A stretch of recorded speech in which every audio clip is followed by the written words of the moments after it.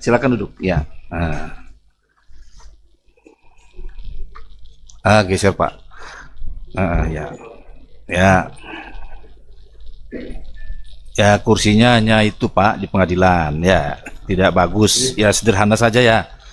Kami belum memberikan yang baik ya kan. Ya. Namanya siapa Pak? Ugrisono. Wah ya. Ugrisono. Ada KTP? Ya. Atau fotokopinya ada? Aslinya boleh, nggak apa-apa. Iya. Kasih Pak. Silakan. Saya tanya Bapak. Ya.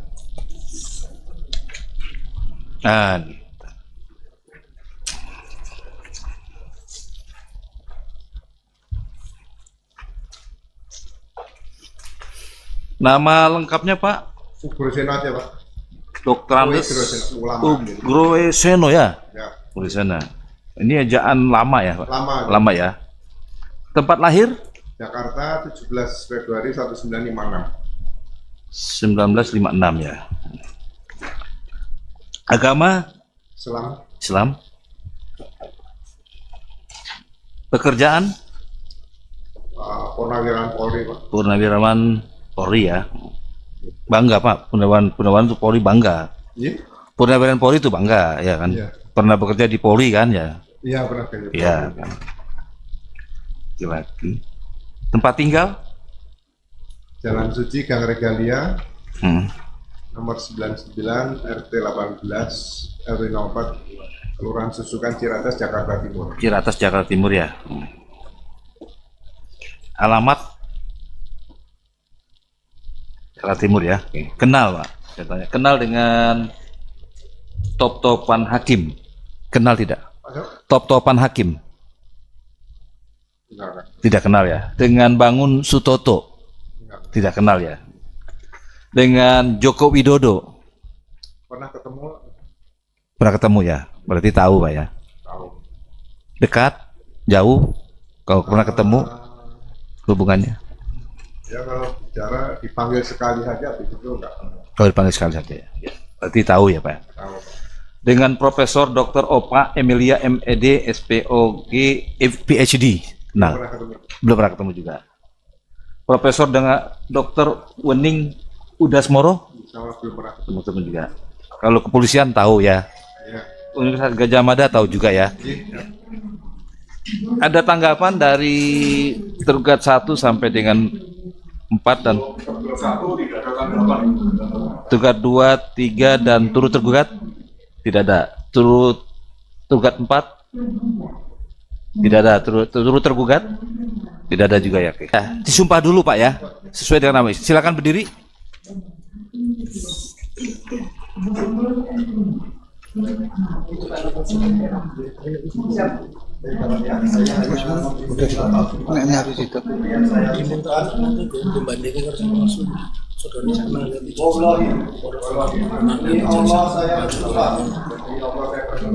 sebagai saksi dalam perkara ini Izin dulu.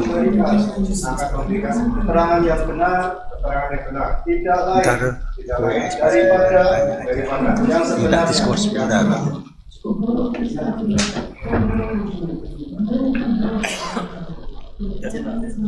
Oh kemana?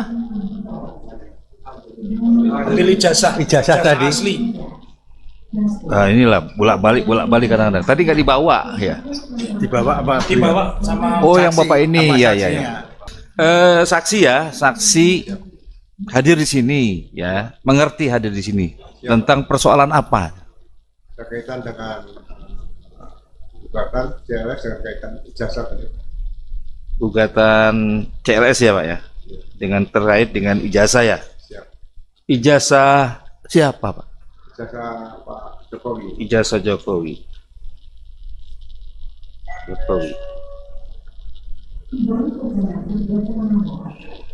Apakah saksi pernah melihat ijazah Pak Jokowi? Saya hanya melihat dari media sosial dan dari beberapa rekan juga yang didapatkan dari media sosial. Melihat dari media sosial ya, media sosial. Setelah dilihat di media sosial ya, saksi perhatikan ya, ada masalah apa dengan ijazahnya tadi?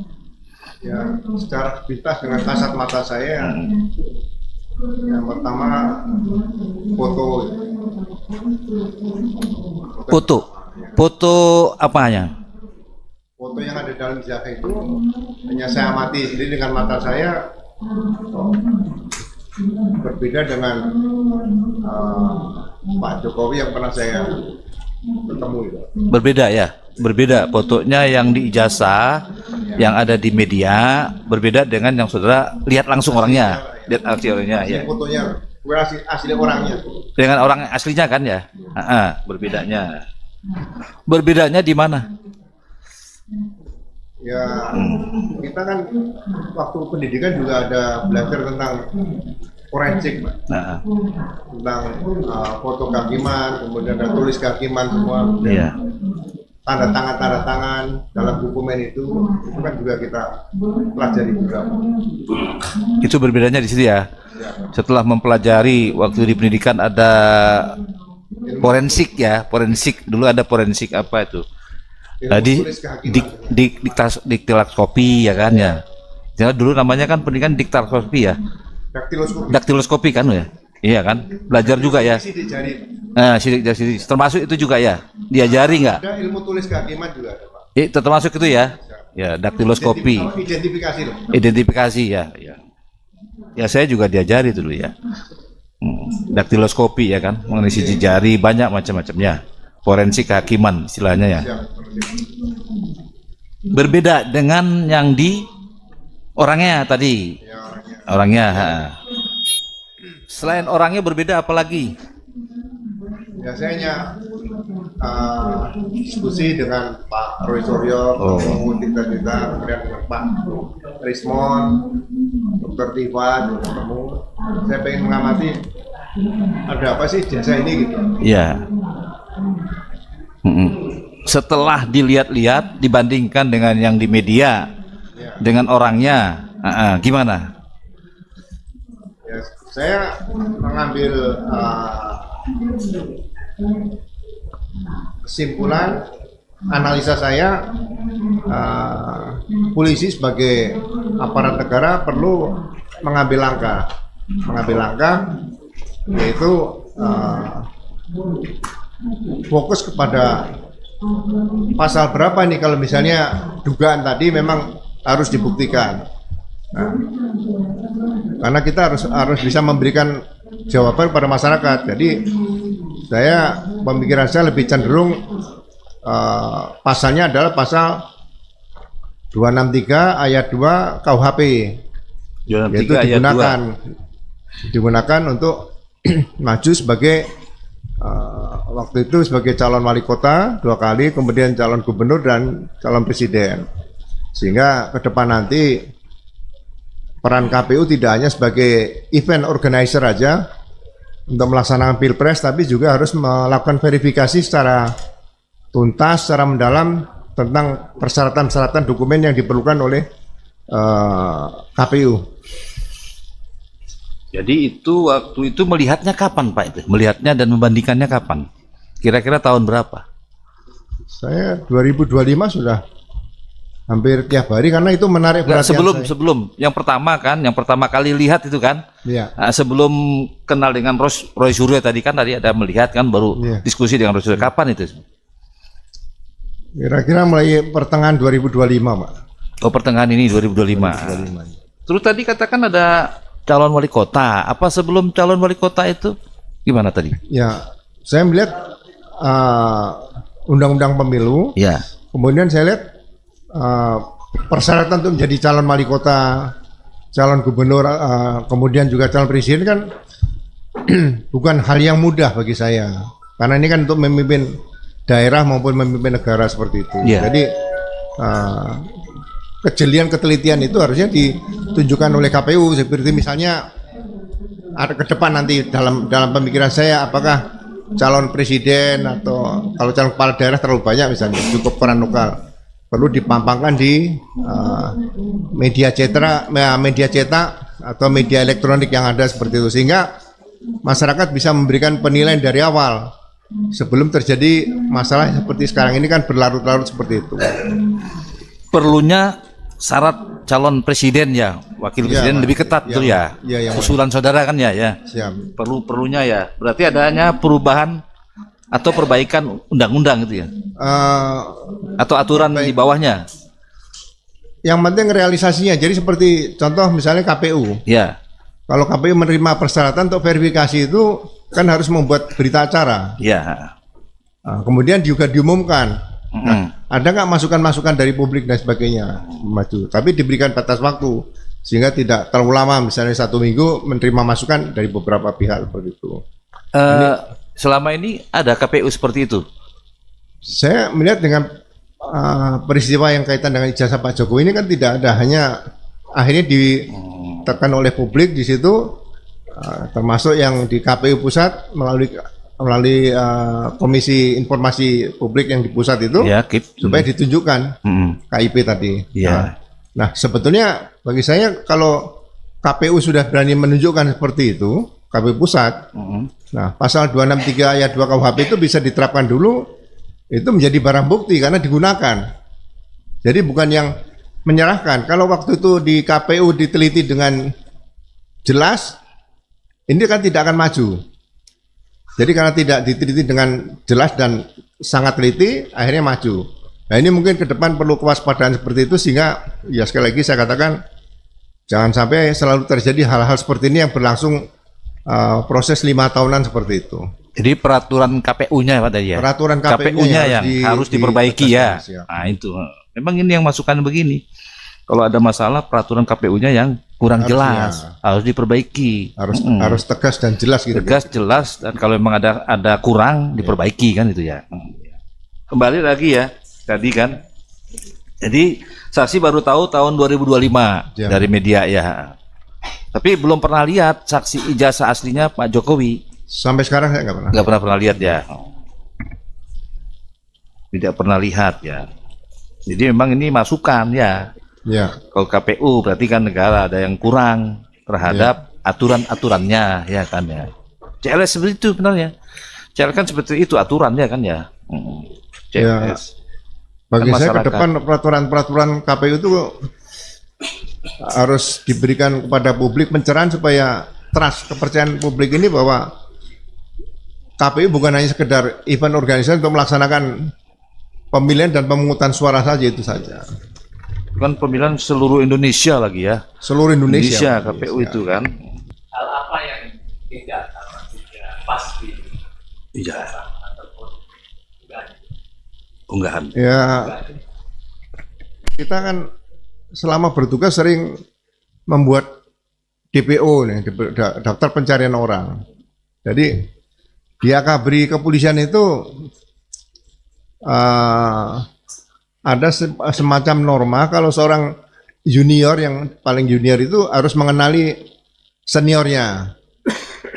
Jadi kalau tingkat 1 harus mengenali tingkat 2, 3, 4. Ini cukup sulit.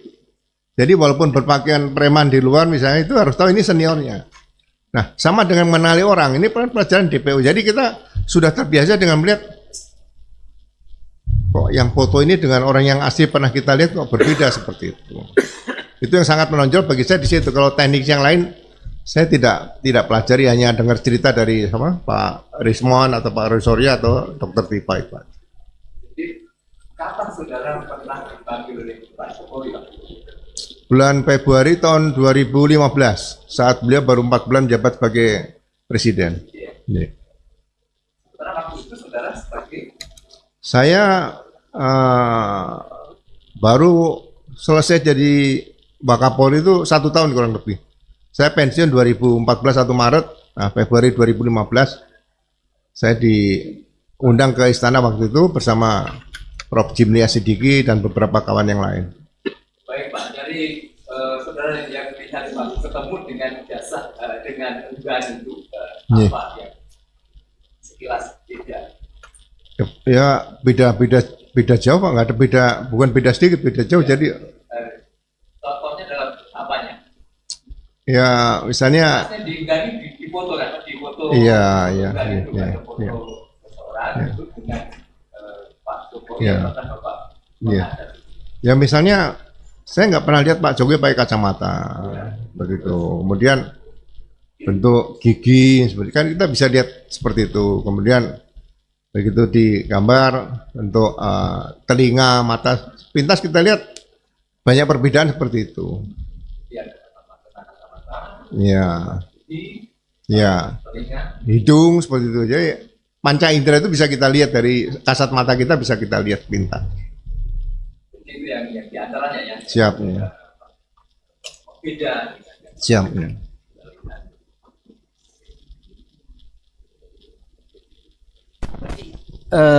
Pernah melaporkan atau saudara yang melapor tadi kan pasal 263 ngomongnya saksi kan, Ya. pernah melapor ke polisi? Belum, jadi saya diajak dialog dengan beberapa kawan-kawan dengan Iya. Prof Refli juga. Eh, Saya bilang ini coba fokus dulu aja, jangan dihadapkan kepada pemilik ijazah dulu Pak Jokowi, gitu loh. Jadi kalau orang punya ijazah, katakanlah tidak benar atau diduga palsu, kalau hanya disimpan sendiri ya mau dibesarkan di rumah pakai figurat juga nggak ada masalah. Cuma kalau digunakan berarti kan ayat 2-nya masuk. Apalagi untuk misalnya calon presiden, ini lebih bagi saya ke depan negara kan tidak bisa dibuat main seperti itu. Jadi Yeah. saya lebih fokus kalau bisa pasal 263 ayat 2 saja gitu. yang dilaporkannya tadi. Yang harusnya dilaporkan seperti itu. Yeah. Jadi saya akan yang dilaporkan cukup komisioner KPU baik yang di Solo, kemudian di Jakarta sama di pusat. Komisionernya dilaporkan. Siap. Ya, sudah. Saya dengar kemarin hari Minggu kemungkinan ada arah ke sana kemungkinan. Ada, tapi belum ya. Iya. Hari Minggu kemarin saya bertemu dengan beberapa kawan, mungkin ada arah ke sana supaya masyarakat nggak hanya dipertontonkan dengan debat yang Iya, melelahkan seperti ini cukup lama. Ya, tapi sampai sekarang belum ada ya untuk Belum ada. komisioner KPU ya dilaporkan tentang ijazah tadi ya. Penggunaan ijazah Ya, diduga penggunaan palsu tadi. ijazah belum ada ya, Iya. komisioner. Pak, ada? Silakan. Saya silakan. Baik, kami lanjutkan. Terkait dengan materi gugatan ini yang tadi Bapak sudah menyampaikan ini mengenai CLS Pak ya. Siap. Kaitan juga dengan mengakhiri adanya suatu hal yang sama di kemudian hari Bapak tadi mengusulkan bahwasanya ke depan itu KPU itu menunjukkan ijazah daripada calon kontestan seperti itu Bapak. Iya, jadi bisa diumumkan di media cetak juga. Bisa untuk khusus untuk pemilu kan ya cukup menarik seperti penerimaan mahasiswa zaman dulu kan juga pakai media seperti itu dan masyarakat akan ikut partisipasi untuk bisa melihat oh ini kawan saya, ini om saya, ini kakak, disitulah rasa memiliki seorang calon pimpinan negara ke depan itu harus dimunculkan dari situ. Jadi diketahui latar belakang pendidikan formalnya begitu Bapak ya. Ya semuanya, jadi benar-benar memilih seorang pemimpin itu ya bagi saya harus benar-benar pilihan baik lahir maupun batin seperti itu harus. Jadi kalau itu tadi usulan Bapak berkaitan dengan mungkin ke depan ada semacam polemik seperti ini lagi, maka itu tidak nanti bertentangan dengan undang-undang perlindungan data pribadi, undang-undang yang sifatnya privasi itu kita atau bagaimana? Saya mungkin ini kan Bapak saksi fakta ya, tapi kan usulan Bapak kan ada kaitannya dengan materi gugatan penggugat ini Pak Harun Toto dan Pak. Ya kalau risiko ingin menjadi pejabat publik ya data pribadi pasti ya akan diketahui seperti itu. Sebagai contoh saya ini untuk perbandingan saja. Jadi kasus meninggalnya Arya Daru, diplomat yang di kosnya itu Jakarta, saya ngikuti juga karena pengacara saya kenal, akan dibuka masalah hal-hal yang mungkin sebetulnya itu membuka air, tapi karena sudah meninggal pengen dilihat motif kematiannya apa, itu dibuka pada publik karena masalah seperti itu.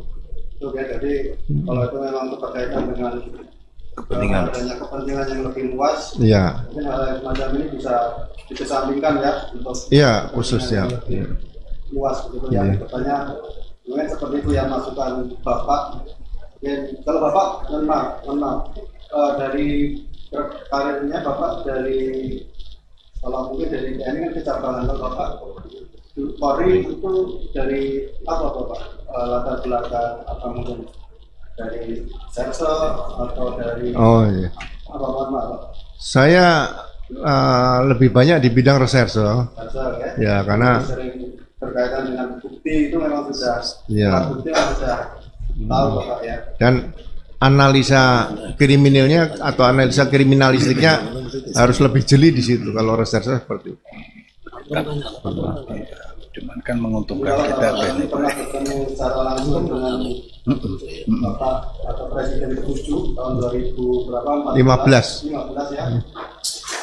Seperti itu ya, dibandingkan dengan data yang ada di medsos. Ya, ya. Bukankah dalam apa namanya, ketika Polri mengambil alat bukti dan menilai alat bukti harus diambil dulu data dari data primernya. Bagaimana itu Pak kalau Bapak mengatakan semacam itu? Ya, Karena saya ini jasa kan masih ada di Polda. ya mohon maaf Pak yang mulia Pak Hakim. Jadi gini, kalau ijazah yang dipegang Pak Jokowi ini dibakar sama beliau sendiri, apakah dugaan tadi tidak berjalan? Karena sudah digunakan. Gitu. Jadi kalau ada di Polda sekarang ini seperti yang diberitakan di media, seperti yang pernah gelar perkara khusus kemarin, ini saya bertanya dalam hati seorang reserse, mantan reserse, ini barang atau barang bukti? Ah, kalau itu barang bukti berarti kan barang yang diduga hasil kejahatan sesuai dengan pasal kalau nggak salah 38 ya di KUHP itu tentang penyitaan tadi. Penyitaan. Nah, situ. Jadi ini harus dibedakan, ini dokumen, ini barang atau barang bukti. Kalau ada di polisi berarti barang bukti lah.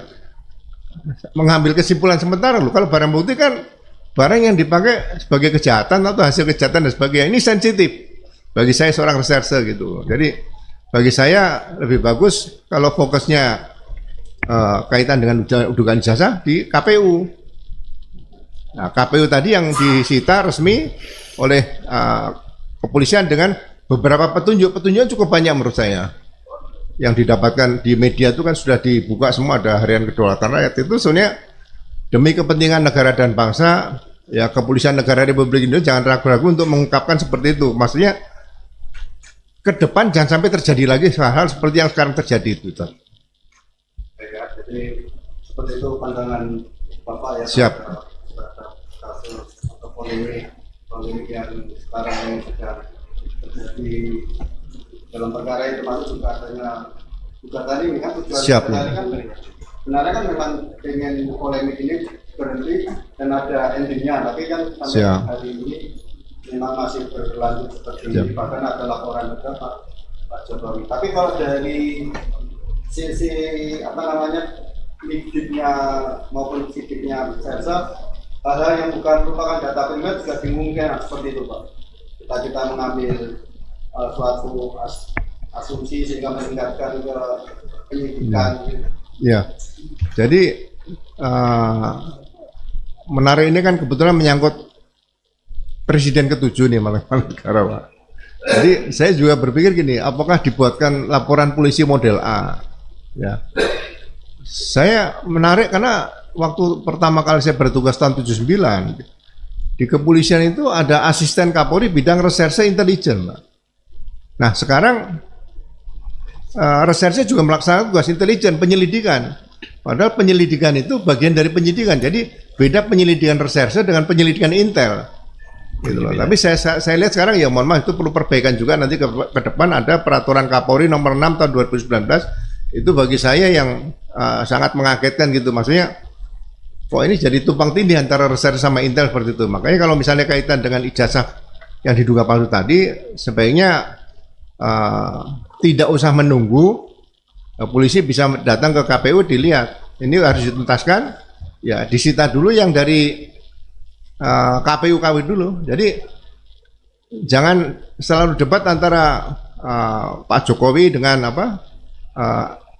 yang dikenal dengan trio RRT misalnya itu dan beberapa orang tadi. Jadi benar-benar udah ini nomor 2 yang kalau misalnya terlibat nanti ayat 1, tapi ini ayat 2, 263 tadi buktikan dari KPU dulu supaya persoalan ini bisa cepat selesai seperti itu. Maksud juga berarti mungkin atau pendapat Bapak mungkin juga perlu adanya peraturan yang memang ketika memang terjadi polemik, polisi langsung bergerak aktif begitu Pak ya. Menyikapi misalnya ada semacam kasus semacam ini supaya tidak terjadi polemik, mungkin langsung itu langsung mungkin ada aturan Siap. yang mungkin bisa polisi itu bisa bergerak aktif supaya polemik seperti ini tidak terjadi lagi, mungkin seperti ini Pak ya. Ya, jadi saya tetap bangga sebagai polisi karena di topi polisi itu selalu ada tulisan Rastra Sewako Tama itu Pak. Nah, Rastra Sewako Tama itu kan abdi utama dari nusa dan bangsa. Abdi loh Pak. Nah, sebagai abdi itu sebagai contoh, misalnya dalam pemilu itu polisi harus all out, misalnya sirekap seperti itu, selain ya dugaan dengan ijazah tadi. Nah, polisi kalau ada dugaan sirekap kan sudah ada cyber crime-nya di situ, ada direktur cyber. Nah, itu bisa turun. Tapi ada ketentuan-ketentuan untuk bagaimana mendatangi TKP berkaitan sirekap itu kan elektronik, jangan sampai mengganggu pesta demokrasi yang besar ini. Bagi saya tantangan Polri ke depan itu bukan hanya, ya mohon maaf Pak Hakim, kalau dulu kelihatannya kan copet itu kan bisa nangkep copet udah prestasi, tapi kalau bisa mengungkap kaitan dengan masalah cyber ini kan luar biasa seperti itu. Jadi mudah-mudahan 2029 nanti situasinya tidak seperti 2024 atau sebelumnya lah misalnya. Dan ini kan menjadi catatan juga karena ini kan persidangan disiapkan. Siapa tahu nanti ditindaklanjuti sama pengambil keputusan yang di atas Pak ya. Jadi ada KPU atau mungkin ada peraturan tersendiri yang bisa seperti usulan Bapak tadi. Siapa? Wajibkan ijazah di Publikasi, ya, enggak. Oleh KPU di media massa, termasuk juga sebagai bagian dari rekam jejak pendidikan. Siap. Kami beri kesempatan kepada penggugat untuk bertanya. Silakan. Terima kasih Majelis. Ya. Saudara saksi karena merupakan senior di Kapolri ya, sempat menjadi Wakapolri tadi.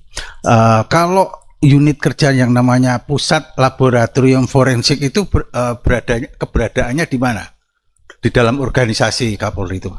Ya, sebetulnya berada di bawah Bareskrim juga. Bareskrim. Apakah boleh dikatakan sebagai Wakapolri membawahi unit kerja itu? Ya, saya mohon maaf ya, mungkin sekarang sudah terpisahkan kepala, karena namanya Kepala Pusat Laboratorium Forensik Kampus Lapor. Kampus Lapor. Ya, Itu di bawah Mabes. Masih ya. Ya masih di Kapolri, tapi tidak di bawah Mabes Polri. Masih dalam Mabes Polri. Mabes Polri. Oke. Saudara saksi kan pernah berada di Mabes Polri kan? Berarti kan ya. Oke, baik. Tadi juga saudara saksi bersaksi bahwa pernah memperoleh pendidikan forensik juga, gitu kan. Nah, bisa diterangkan pada persidangan ini mengenai proses pengujian keaslian ijazah ya, atau dokumen atau whatever lah Pak ya, di Lab 4 yang tadi diterangkan oleh saudara saksi. Prosesnya bagaimana? Ya, jadi kebetulan ada peraturan Kapolri nomor 10 tahun 2009 ya, berkaitan dengan pemeriksaan laboratorium kriminalistik. Ya. Sekarang lapor, dulu Labkrim namanya. Labkrim ya, betul. Jadi memang tidak mudah untuk menggunakan pemeriksaan laboratorium forensik atau Labkrim tadi. Jadi semua itu harus diawali dengan laporan polisi. Laporan polisi. Ya. Okay. Jadi dalam Perkap nomor 10 tahun 2009 tadi itu laporan polisi, kemudian bukan laporan loh, bukan Dumas loh ya. Ya. Jadi penekanan saya tetap laporan polisi. Laporan polisi. Setelah itu ditindaklanjuti dengan surat perintah dimulai penyidikan. Maksudnya laporan dinas gitu ya, laporan kedinasan gitu ya, yang laporan kejadian berkaitan laporan peristiwa yang diduga tidak pidana. Oh, baik. Ya. Nah, kemudian ditindaklanjuti dengan SPDP atau surat perintah dimulai penyidikan. Ya. Nah, dalam surat perintah dimulai penyidikan itu sudah memeriksa beberapa saksi, kemudian menyita, mungkin meminta penetapan pengadilan untuk penyitaan tadi.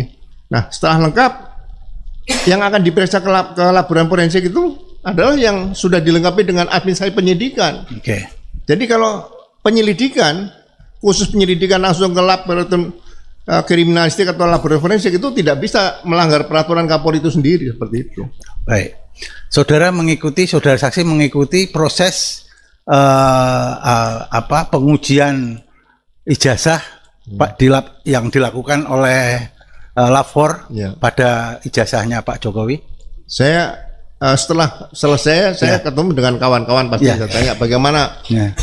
mekanismenya misalnya dalam gelar perkara khusus seperti Ya. itu saya pasti minta Ya, informasi oke. pada mereka. Apa yang saudara bisa sampaikan pada persidangan ini perihal kesaksian saudara atau pengetahuan saudara perihal itu?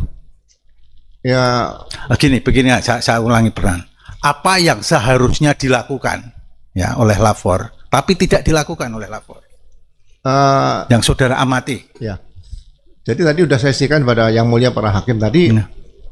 Ini ada peraturan Kapolri nomor 6 tahun 2019 Ya, tentang penyidikan tidak pidana. ya, Jadi saya tidak mengikuti itu, tapi setelah saya baca sepintas sangat aneh kalau peraturan Kapolri tadi disebutkan penyidikan tidak pidana, sedangkan penyidikan tidak pidana sudah diatur di KUHP.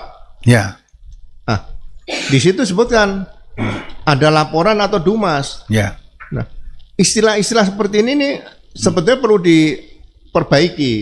Kalau dumas atau pengaduan masyarakat itu biasanya melaporkan perilaku polisi yang menyimpang. ya, Misalnya dugaan korupsi, kemudian juga melakukan perbuatan tidak terpuji dan sebagainya, itu dumas. ya. Tapi kalau reserse tidak ada dumas. Oke.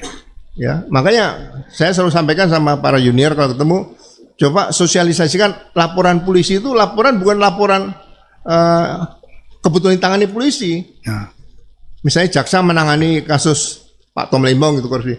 Itu juga laporan polisi bukan laporan kejaksaan. ya, KPK nangani itu saya baca laporan kejadian itu juga salah menurut saya. Itu harusnya laporan polisi karena di internasional saya pernah belajar ke Amerika juga. ya, Itu ya police report. Nah ini mungkin yang masyarakat kadang-kadang lupa laporan atau laporan pengaduan yang diatur di KUHP itu di pasal 1 penjelasannya itu yang dimaksud adalah delik biasa atau delik aduan gitu loh. Nah, ini yang mungkin ke depan bagi saya pendidikan Polri perlu diperbaiki seperti itu sehingga berkaitan laporan yang TPWA ya di Bareskrim itu seharusnya bukan dumas. ya, Bukan laporan tapi laporan polisi. ya, laporan. Jadi Setiap laporan polisi yang masuk ditindaklanjuti dengan SPDP baru Ya. diproses. Ya. Jadi tidak ada istilah SP2 lidik, surat perintah penghentian penyelidikan. Itu tidak diatur di hukum acara pidana. Itu yang bagi saya ke depan perlu diperbaiki seperti itu. Jadi boleh dikatakan dalam proses itu menurut pengamatan saudara saksi ada laporan polisi, ada pelanggaran terhadap peraturan Kapolri terhadap itu. Oke, itu kesaksian saudara begitu ya. Terhadap KUHP, Pak, bukan peraturan Kapolri, terhadap KUHP. Terhadap KUHP gitu ya. Ada yang peraturan KUHP yang tidak dilaksanakan oleh Lapor begitu. Oke. Oleh penyidik. Oleh penyidik. Ya. Nah, Bareskrim. kalau hubungannya dengan Lapor, saudara saksi, dengan Lapor kan keluar dengan kesimpulan identik dan tidak identik. Dalam kasus ini adalah identik. Itu bagaimana maksudnya?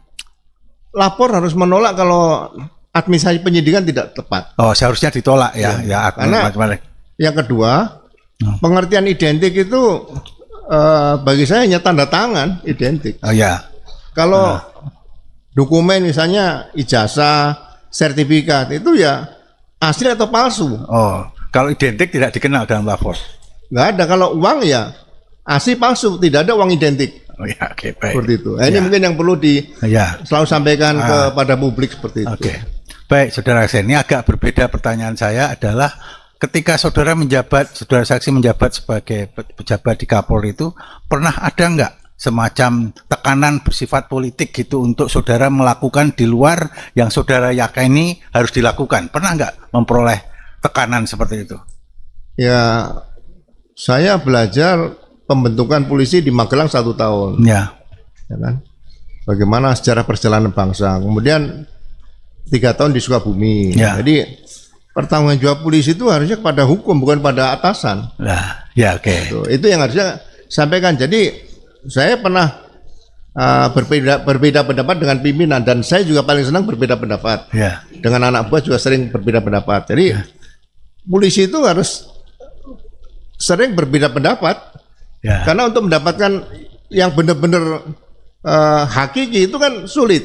Ya. Saya mungkin pangkat bintang 3, tapi ada seorang kombes yang pintar, mungkin saya perlu belajar ilmunya dari situ. Nah, hal-hal seperti ini kalau misalnya itu bertentangan dengan hukum, ya sampaikan dengan cara baik-baik. Ya. Mohon izin, Jenderal, ini tidak bisa kami laksanakan karena ini melanggar hukum acara pidana seperti itu. Jadi jawabnya secara singkat, pernah ya saudara memperoleh tekanan itu dari baik dari pimpinan maupun dari yang selevel, pernah mendapatkan tekanan? Ya, pernah lebih dari sekali itu aja. Oke, pernah dari sekali.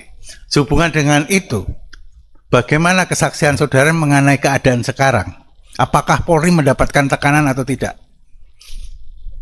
Saya belum Khususnya dalam kasus ijazah ini.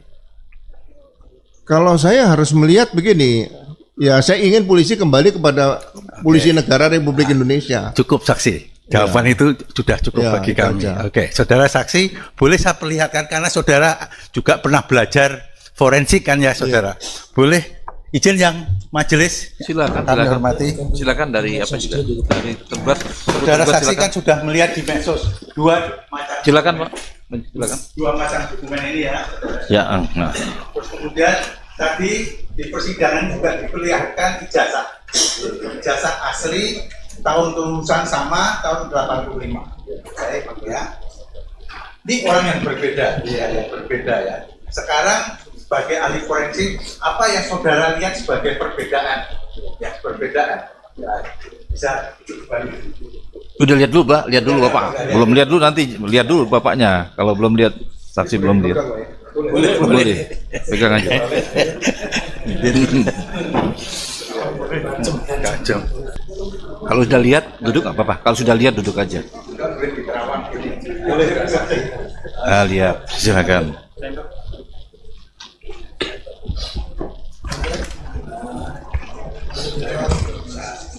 Ya, ya, ya, ya. Jadi kalau saya lihat di sini, ini ada semacam hologram ya, hologram sebelah kiri nih ya. Nah, ya, hologram. Kemudian materai yang tadi saya lihat kan 100 tapi di sini 500 ya. Tahun sama ya. Nah, Nilainya berbeda. ya beda. Kemudian Mengenai cap bagaimana? ya, kalau cap ini kan perlu pemeriksaan khusus nanti ya, situ ya. Kemudian tanda tangan sepintas tarikan. Jadi tanda tangan itu dilihat identik atau tidak. Ya. Itu dilihat dari beberapa titik-titik tertentu, tarikan-tarikan itu berbeda seperti Ya, itu. Sehingga ini baru petunjuknya. Ya, betul. Alat bukti nomor 4 kan petunjuk tadi. Ya. Nah, ini bisa menjadi suatu saat kalau memang dilakukan penyidikan ya ini menjadi barang bukti yang dari KPU tadi Ya. untuk diperiksa dengan yang ini, Oke. yang asli tadi. Ya. Itu untuk pembanding seperti itu saja. Oke, baik. Itu saja ya. Oke, baik. Terima kasih. Nanti akan dilanjutkan oleh kawan-kawan. Cuma ada pertanyaan lagi. Tadi Iya. saudara saksi meminta izin kepada yang terhormat majelis hakim apa boleh dipegang. Iya. Ya, dalam suatu gelar perkara, ya, juga ada larangan tidak boleh memegang. Ya. Itu bagaimana pengamatan saudara saksi? Ya, Kok tidak boleh memegang? Tunjukkan nggak boleh pegang. jadi sama dengan kalau ada kejadian di TKP, Ya, seharusnya ya saya sering studi ke Arizona dulu. ya, Itu polisi itu kemana-mana membawa sarung tangan karet yang tipis. ya. Gitu loh. Jadi pada saat gelar kalau memang ingin memegang, sebetulnya kalau dipegang dengan sarung tangan yang karet yang tipis tadi, bagi saya nggak ada masalah. Oh, Ya. jadi sebetulnya boleh asalkan pakai sarung tangan, misalnya begitu. Iya, waktu di Amerika tuh mobil yang kita tumpangi dibongkar sama anak-anak muda, Ya, kemudian barang-barang kita ada di dalam. Tapi kita tanya polisi, boleh nggak kita mengambil barang kita? Nah, kita bisa ngambil, tapi oleh polisi diberikan sarung tangan. Oh, Membuka pintu itu bisa, tapi Oke. difoto, di video sama polisi itu. Nah, kita ngambil barang-barang kita nggak ada masalah. ya. Akan dilanjutkan oleh. Silakan, ya.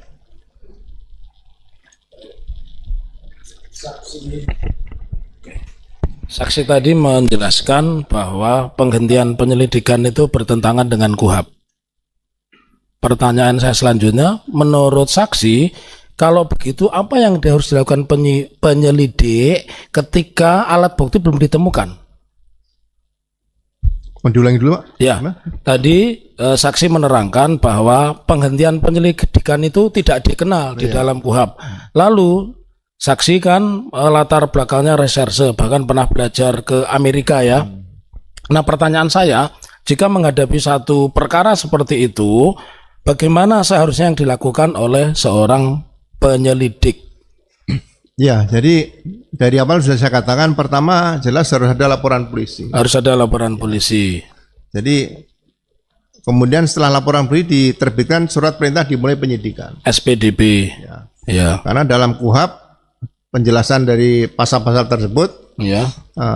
penyelidik itu tidak bisa bekerja sendiri dengan membuat surat perintah penyelidikan. Penyelidikan itu atas perintah penyidik. Penyelidik bekerja atas perintah penyidik. Penyelidik bekerja atas perintah penyidik. Berarti harus ada surat perintah berdasarkan laporan polisi dan SPDP. Ya. Gitu loh. Jadi kalau dikeluarkan surat perintah penyelidikan kemudian diperiksa lapor, Ya. kemudian dihentikan SP2 lidik, Ya. penyelidikan itu pekerjaan sepanjang masa, nggak bisa berhenti. Terima. Jadi pengertian Nah, kalau penyelidikan. intelijen itu Ya. bangun tidur melihat batu di tengah jalan, bikin laporan penyelidikan, nggak ada masalah. Penyelidikan. Ya. Mungkin ada yang masang mau mengadakan apa namanya begal dan sebagainya. Iya, iya. Itu intel. Tapi kalau reserse harus ada laporan polisi, bukan dumas, bukan laporan biasa. Gitu aja. Pertanyaan selanjutnya, bisa tidak di dalam penyelidikan itu mengadakan penyitaan barang bukti begitu? Penyelidikan. Penyelidikan tidak bisa melakukan penyitaan. Penyelidikan tidak bisa melakukan. Karena penyitaan itu harus minta penetapan pengadilan. Ya. Pengadilan menerbitkan penetapan pengadilan harus ada laporan polisi. Laporan polisi. Harus ada surat perintah dimulai Ya. penyidikan, terus ada berita acara penyidikan. Itu tidak hal yang mudah, bukan asal ambil kemudian disita, bukan. Ya. Tadi ditanya rekan kami dan oleh majelis hakim, saksi menerangkan mengikuti perkembangan tentang ijazah. Apakah saksi mengikuti berita bahwa Direktur Reserse Badan Reserse Kriminal Mabes Polri, Dirtirpidumnya pada saat itu Brigadir Jenderal Polisi Johamdani melakukan penyitaan ijazah itu saksi mendengar ya? Mendengar ya? Ya. Menurut saksi, pengalaman yang begitu panjang sebagai reserse dan khususnya penyidik, apakah itu dibenarkan? Ya, tadi saya jelaskan kepada Yang Mulia Hakim Kepala Hakim tadi, kalau itu disita menjadi barang bukti, berarti itu barang hasil kejahatan. Barang hasil kejahatan. Secara tersurat dan tersirat seperti itu seharusnya. Begitu ya. Baik. Saya kepada fisik tadi di awal saksi menjelaskan kepada majelis hakim pernah melihat ijazah itu di platform Twitter atau X Dian Sandi. Ya. Pernah. Saya ingin lihatkan apakah foto di dalam ijazah Dian Sandi tadi juga seperti ini. Mohon maaf. P28.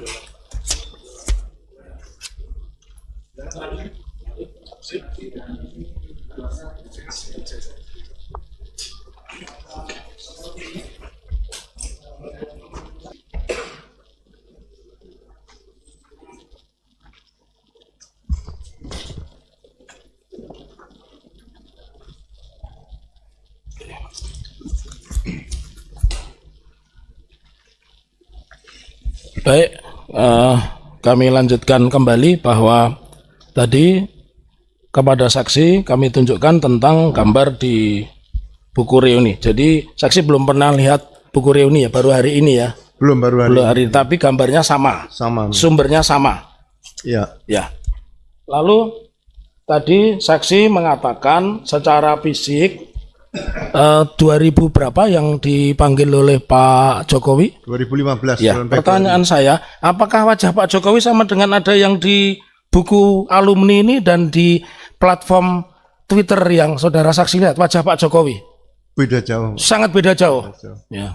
Jadi sangat berbeda jauh. Monggo silakan rekan lanjutkan.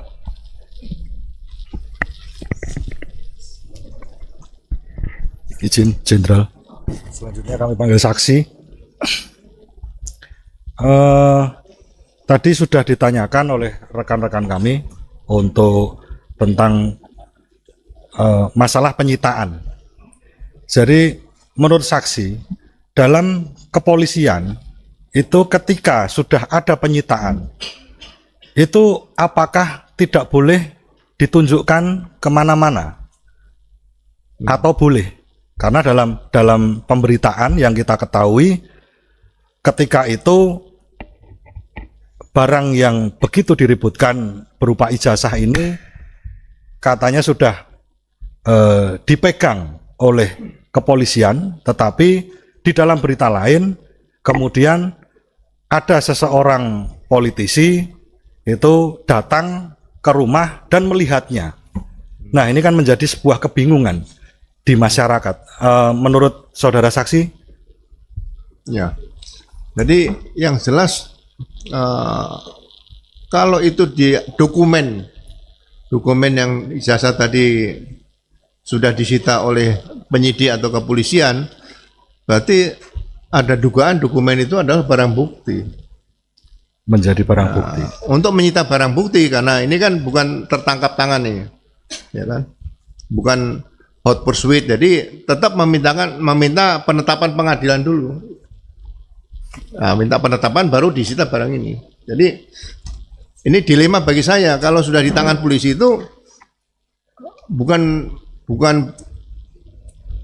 barang, namanya barang bukti seperti itu. Itu yang mungkin harus ditegaskan kepada masyarakat. Jadi sekali lagi jangan main-main seperti menyatakan dokumen sudah disita sebagai barang bukti atau dokumen hanya dititipkan. Ini Polri bukan kantor titipan seperti itu.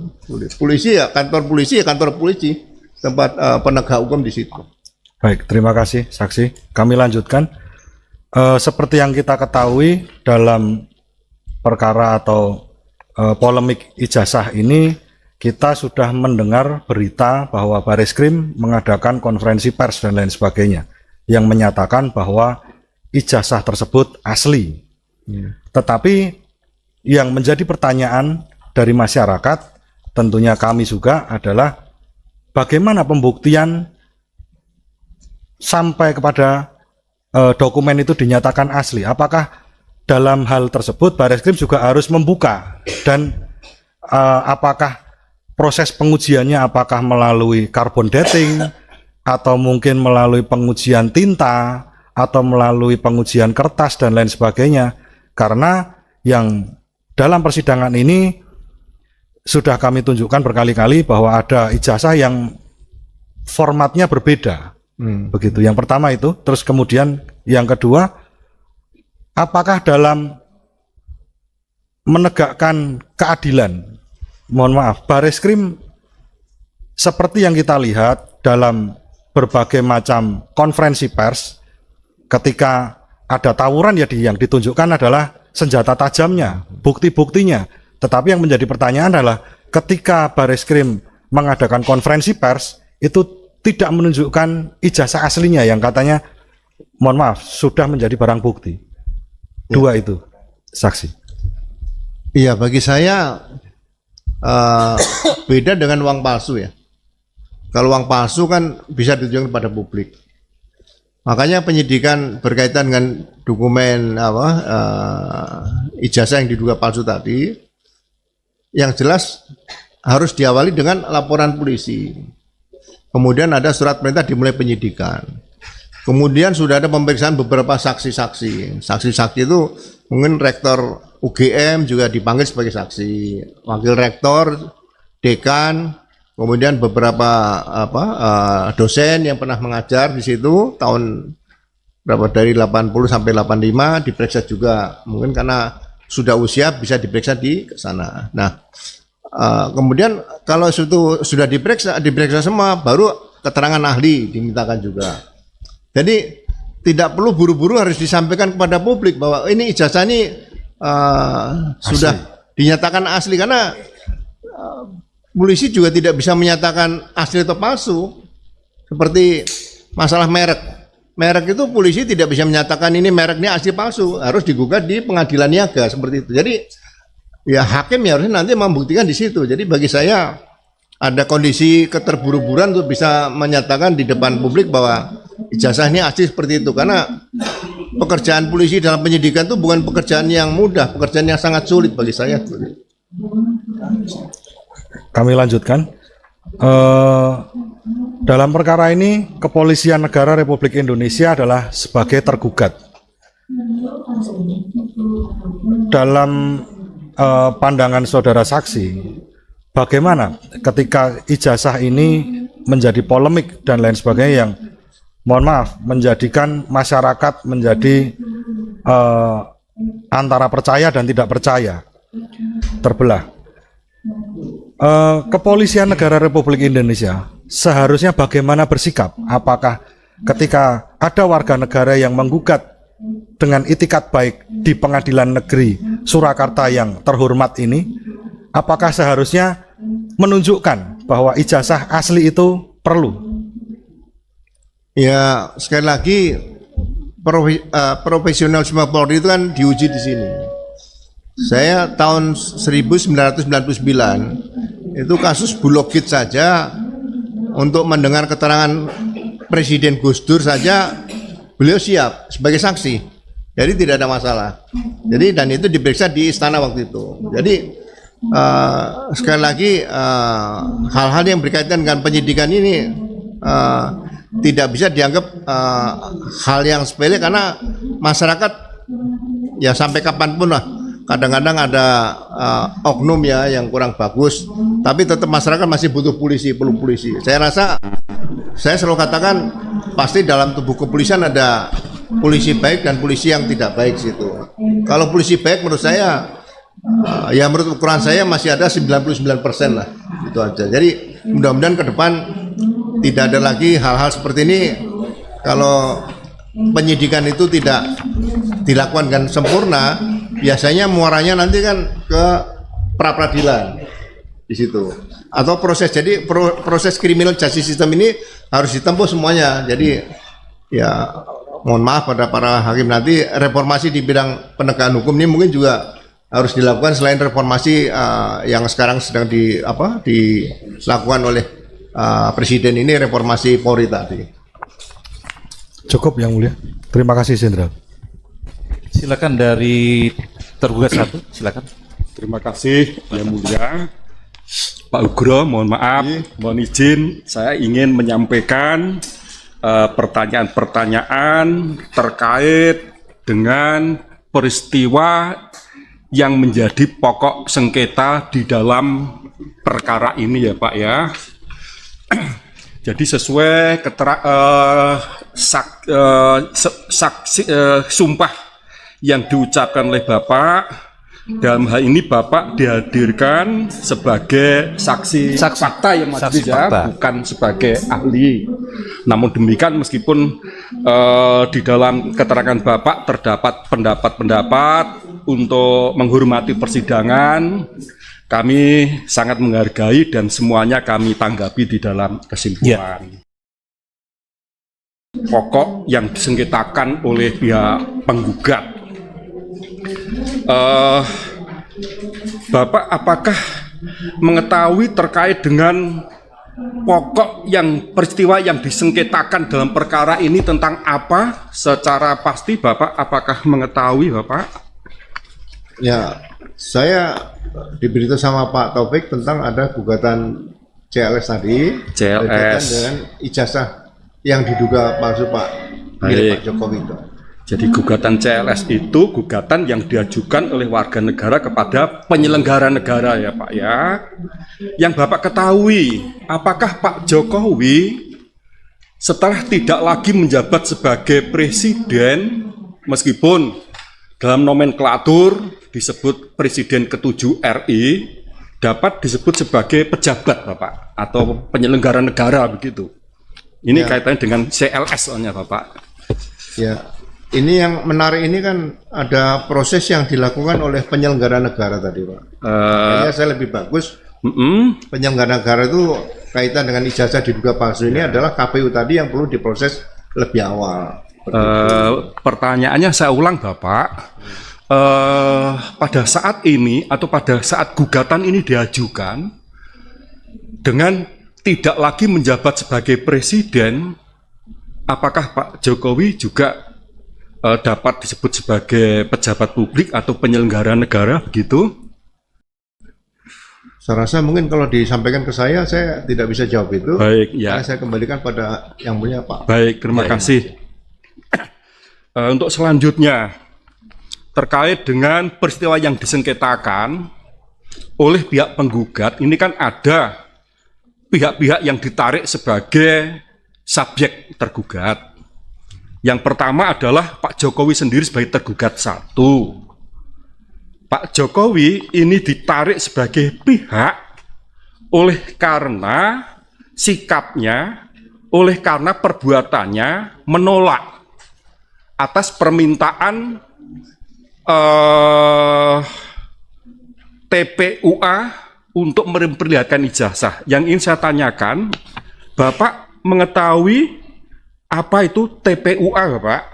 Setidak-tidaknya di dalam TPUA itu bagaimana mengenai susunan kepengurusannya? Apakah Bapak pernah memperhatikan anggaran dasar atau akta daripada organisasi tersebut, Bapak? Saya belum pernah komunikasi dengan TPUA, cuma saya tahunya TPUA itu adalah singkatan dari tim pembela ulama dan aktivis. Tapi Bapak secara pasti tidak mengetahui apakah TPUA tersebut terdapat anggaran dasar atau tidak dan telah disahkan oleh Menteri Hukum atau belum, enggak tahu ya Pak ya. Termasuk maksud dan tujuan dan kegiatan usaha untuk mencapai tujuan Bapak mengetahui Bapak? TPUA? Iya. Saya hanya kenal dengan beberapa pribadi, saya tidak mendalami tentang organisasi TPUA. Tentang TPUA itu sendiri, maksud dan tujuannya apa? Begitu juga langkah atau kegiatan untuk mewujudkan usaha itu seperti apa, Bapak tidak mengetahui. Terima kasih. Kemudian selanjutnya Bapak, selain gugatan itu ditujukan kepada Pak Jokowi oleh karena tindakannya tidak berkenan memperlihatkan ijazahnya berupa hard copy kepada TPUA, ini digugat pula pihak Wakil Rektor bidang Dikjar, juga Rektor. Oleh karena Rektor maupun Wakil Rektor waktu itu melalui konferensi pers, dia menyatakan Bapak Jokowi adalah sebagai alumni UGM yang tercatat sebagai mahasiswa angkatan 80 dan telah lulus tahun 85 oleh karena memenuhi ketentuan akademik yang dipersyaratkan. Bapak mengetahui hal itu? Saya mendengar. Mendengar Bapak ya, mendengar. Lantas dengan adanya sikap UGM yang menyatakan bahwa Pak Jokowi sebagai alumni UGM ini dianggap tidak mendukung terhadap hasil penelitian Pak Roy Suryo, kemudian Dr. Tifa juga oleh Rismon. Bapak mengetahui juga hal itu, Bapak? Ya, bagi saya ini kan debat yang tidak akan mah berakhir. Iya.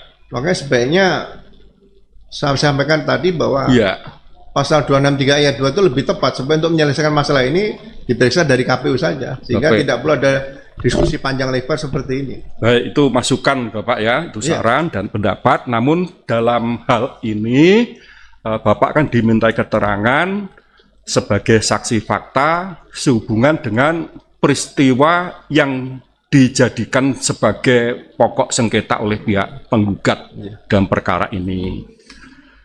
Kemudian ada juga tergugatnya adalah Polri, Kepolisian Negara RI. Nah, mengapa Polri digugat? Ini terkait dengan tindakan yang dilakukan telah menghentikan penyelidikan atas laporan yang disampaikan oleh Bapak IG Sujono ya di Mabes Polri, Lantas di mana letak kesalahan Kapolri yang Bapak ketahui untuk menghentikan penyelidikan terkait dengan laporan yang disampaikan atau pengaduan yang disampaikan oleh Egy Sujana ini, Bapak? Ya, saya selama di Polri dulu sampai reformasi dulu, Polri serambi depan selalu dipimpin oleh perwira samapta. Baik. Ya kan? Perwira samapta ini seorang perwira berpangkat letnan 2 bisa, letnan 1 bisa, Ya. kapten waktu itu. Kalau sekarang Ibda itu AKP. Ya. Nah, dia sudah punya kemampuan untuk menilai perkara ini pidana atau perdata, Ya. atau 50-50 bisa. Nah, setelah diterima laporan polisi menjadi LP, bukan Dumas. Ya. Itu LP, laporan polisi. Nah, laporan polisi itu akan disortir oleh reserse. Kalau pidana lanjut, kalau dugaan masih ada perdata, misal 50-50, akan dilakukan setelah diterbitkan surat perintah dimulai penyidikan, dilakukan tambahan penyelidikan.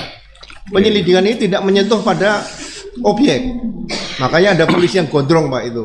Ya. Yang nyamar loh ya.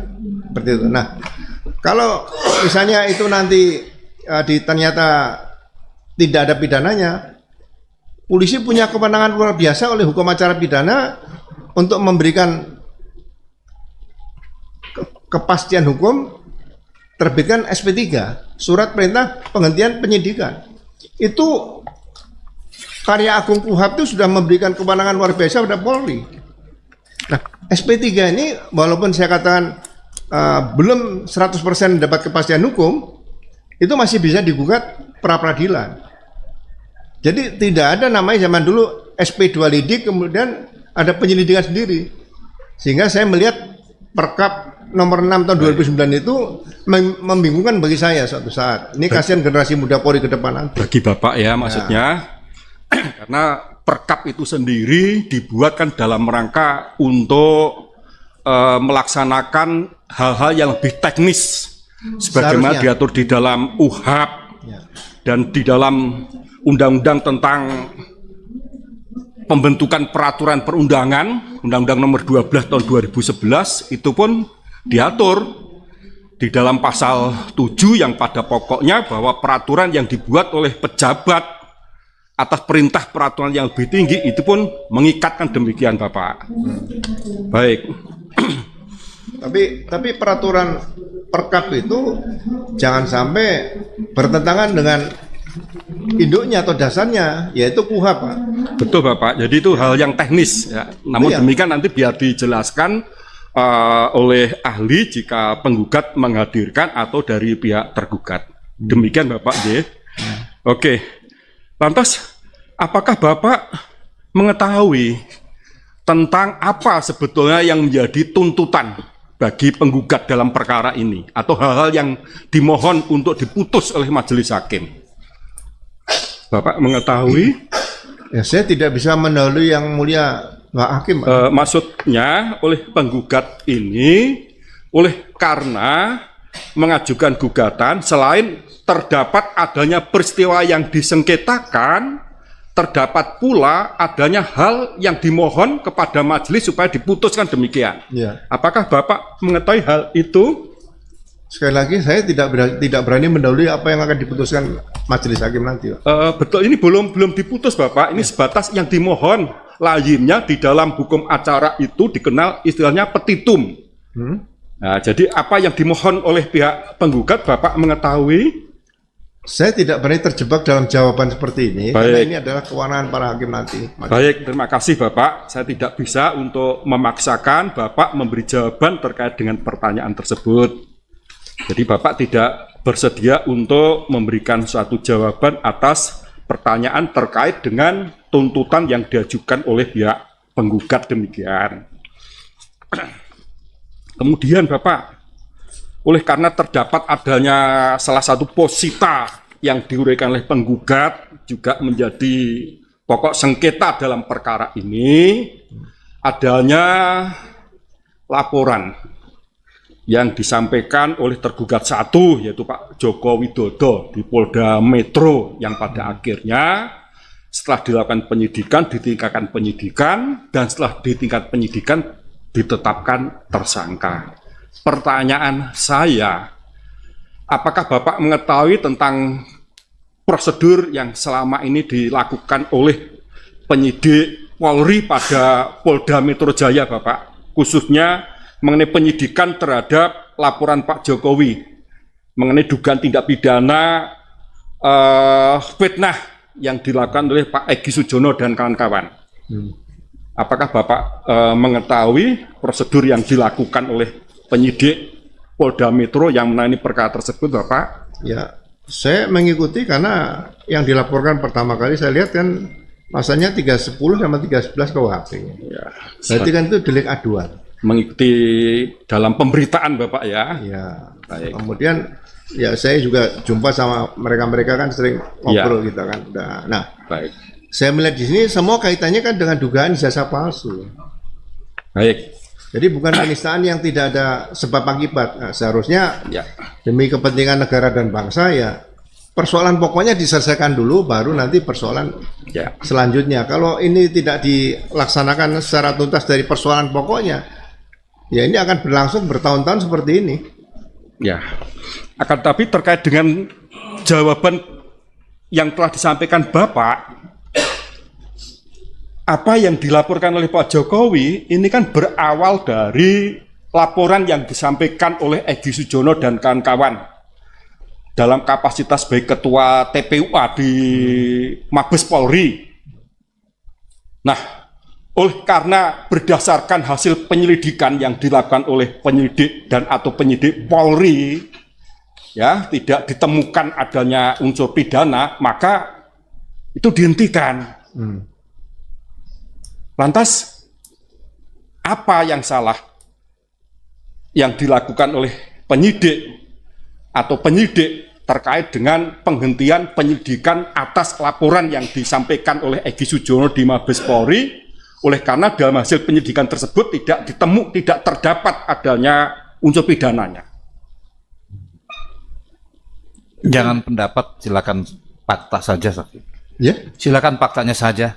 Ya, Jangan faktanya pendapat. aja, Bapak. Jangan pendapat ya. LP-nya tidak ada.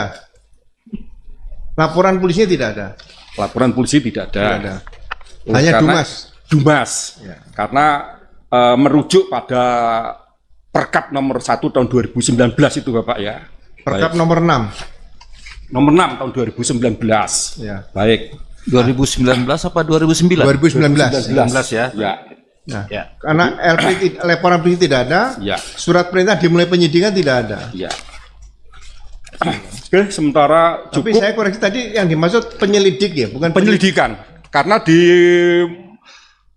Mabes Polri terkait dengan pengaduan yang disampaikan oleh Egy Sujana dan kawan-kawan, ini masih dalam tahap penyelidikan. Karena sesuai Perkap nomor 6 tahun 2019 itu, yang dimaksud pengaduan ternyata tidak sebatas perkara pidana yang masuk dalam delik aduan sebagaimana di dalam hukum pidana material, tapi tahap awal pengaduan, nanti setelah klarifikasi, penyelidikan, sekiranya terdapat adanya unsur pidananya, baru dilakukan, mereka diminta untuk LP penyidikan seperti itu. Mekanisme yang selama ini ada pasca diterbitkannya Perkap nomor 6 tahun 19. Tapi SP2 penyelidikan tadi fakta-faktanya apa? Bah, saya tidak tahu secara pasti, yang jelas oleh penyidik Mabes Polri terkait dengan pengaduan tersebut, oleh karena tidak ditemukan adanya unsur pidana terkait dengan adanya pengaduan tersebut, pada akhirnya untuk kepastian hukumnya dihentikan.